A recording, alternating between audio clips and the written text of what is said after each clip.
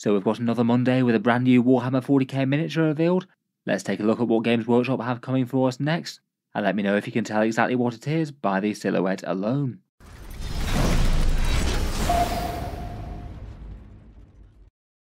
Hello and welcome back to Warspecs Tactics, where today we're talking about another Warhammer 40K model reveal, and with this one Games Workshop has released a couple of new collectible miniatures, event exclusive ones for a few little character miniatures to slot in within their ranges. If you guessed that this guy was a new Kroot miniature, then you will be on the money. This one does appear to be a new sculpt for a Kroot Carnivore. They really do seem to be keeping the Xenos goodness flowing for the Birdmen of 40k. We've had the big new range announced at the Las Vegas Open alongside their launch box set, which I talked about in a video earlier today. They said in that one that they had a massive amount of new sculpts for the Kroot coming as well. They told us they only revealed about half of the models at that event, which should imply something like an extra 4 kits or so coming. I'm not sure if this one will be counted or not, but it's certainly another fun flavourful miniature, and they really seem to be doubling down on making the Xenos range into really quite a big and expansive one. I'll link my review of that big box set down in the video description. In any case, the miniatures announced today are the Games Workshop event exclusive miniatures. These are ones that don't go on general sale, but are available to pick up, say, if you were able to attend certain big Warhammer supported events around the world, often grand tournaments and things where Games Workshop are in attendance, or ones that are literally run by them. They mentioned that the first place that you'd be able to get your hands on this guy would be at Adepticon, and it follows in a line of other event exclusive miniatures that we've had over the years, things like the unique Carl Yacht Grendok was one of the other ones. We've also had a unique Commissar sculpt that was last year's one, and a unique Cryptek and a Primaris Company champion in the years before that. In the preview though, they didn't necessarily say that it would never go on general sale, and just said initially it will be an event exclusive miniature. My guess is though that these don't usually tend to go on absolute full sale within Games Workshop's range. I'd be more expecting to see something kind of like what they did with the Primaris Company champion, which would have him as an event exclusive miniature initially, and then he made a surprise reappearance as a Maze to Order style miniature around about the launch of 10th edition. So I think that there's at least a reasonable chance that some of the others will come back for limited runs of Maze to Order from one time to another. My guess is though that seeing as we haven't seen most of the rest return yet, it might be a bit sparing, and just every so often around big events or codex launches.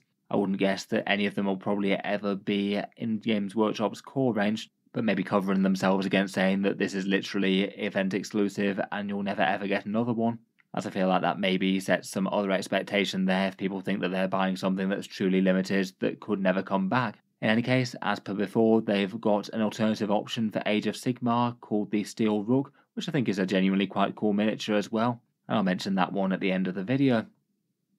For the miniature itself though, the model is called the Hunter Strikes, and this one's basically representing a sergeant sort of model for a Kroot Carnivore squad, so it's not his own unique special character or anything like that.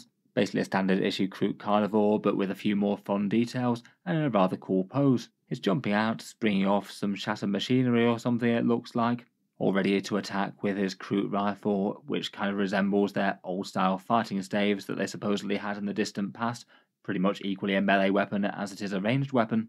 Otherwise, he's got a few other things that show off the Kroot carnivorous nature.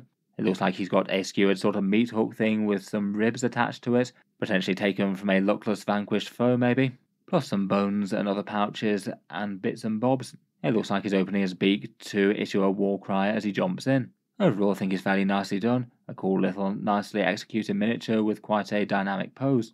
To have some sort of idea as to how much he might cost, I believe the previous Commissar's Duty miniature was somewhere around the £21 or $35 sort of mark at events. I'm not sure if it might have been a little bit higher or lower than that, but it was that kind of mark, sort of Games Workshop's price tag for more supporting sort of characters as opposed to mainline big captain type things in Terminator armor. As per the rest of them, I guess that the vast majority of people will only have the option to pick these up on eBay at a big markup.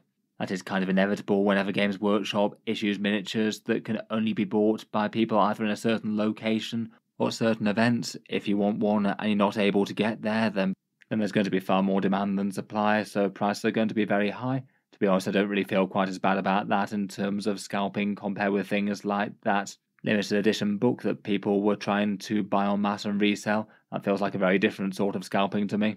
And this one's far more about Games Workshop putting a miniature on sale that isn't even an option to buy for the vast majority of the public, therefore you're always going to see price rises compared with what they'd sell it for originally. In any case though, he looks like he fits in pretty well with the rest of the new Kroot Carnivore sculpts. I think he'd look the part fighting alongside them, or alongside perhaps the Farstalker Kimban that they have as a sort of elite sort of choice. Pretty much same weapons and armament, but just having a few more trinkets and a slightly jazzier pose. I will be interested to hear what you guys make of Games Workshop doing these squad sergeants as sort of collector's miniatures. It does seem to have been at least a fairly common thing that they've been doing in 40k over the past few years. We've seen previous things like this veteran sergeant on the top right here, or the Cassian sergeant on the bottom left hefting a bolter, and recently we have revealed that the new Combat Patrol magazine is going to be coming out with this unique Infernus Marine sergeant, coming with some nice burning Tyrannid on his base. I feel like these ones perhaps appeal to some more than others, maybe more people who just like something to have painted up with a bit more character and like to put a lot of focus on individual miniatures. I feel like for me perhaps some of these have a bit more excitement compared with others. I would say that out of these four, the Cassian Sergeant just adds far more than the rest do to their squads that they add into. Just a whole load of character there with very different armament and a cool scenic base. Maybe just feeling like she adds a bit more to the others, where the Infernus Marine maybe isn't so different besides a cool Bernie base. The Veteran Sergeant isn't really that different at all in my opinion, and the Kroot Carnivore I think is alright, though maybe isn't so drastically different from the others. Might be the sort of thing that you could get away with kit bashing if you wanted to. It maybe just feels a little bit cheeky for Games Workshop to charge some of these guys as individual character prices, where I feel like a lot of people might not really have batted an eyelid if they'd just been included in the big box of 10 and were just one miniature within that. Let me know what you think though. I feel like it is very cool that Games Workshop does come out with these for those who want them. Maybe it's just an interesting prospect though, that they're charged on their big character markup sort of price, and they maybe don't do anything enormously different to a standard squad guy in game. I guess you could certainly use them as individual characters though. The Kroot could be used as a flesh shaper miniature, seeing as he's clearly quite distinct from the rest of them, and that would work with plenty of the others as well. The Cassian Sergeant could definitely fill in for an officer. Otherwise, here's the Age of Sigmar option, the Steel Rook, an alternative Arc Knight for a free guild command corps apparently. A pretty cool theme miniature this one, it's just overflowing with Rook and Crow-like details. I quite like the thin, stylized feathered armor plates that it's got, both on the shoulders and covering over its thighs. It's got a crow print on its breastplate, and a cool Corvus-style warhammer there, plus an actual crow perched alongside, just in case you didn't get the gist quite well enough. The cool curved beaked helm is rather fun as well.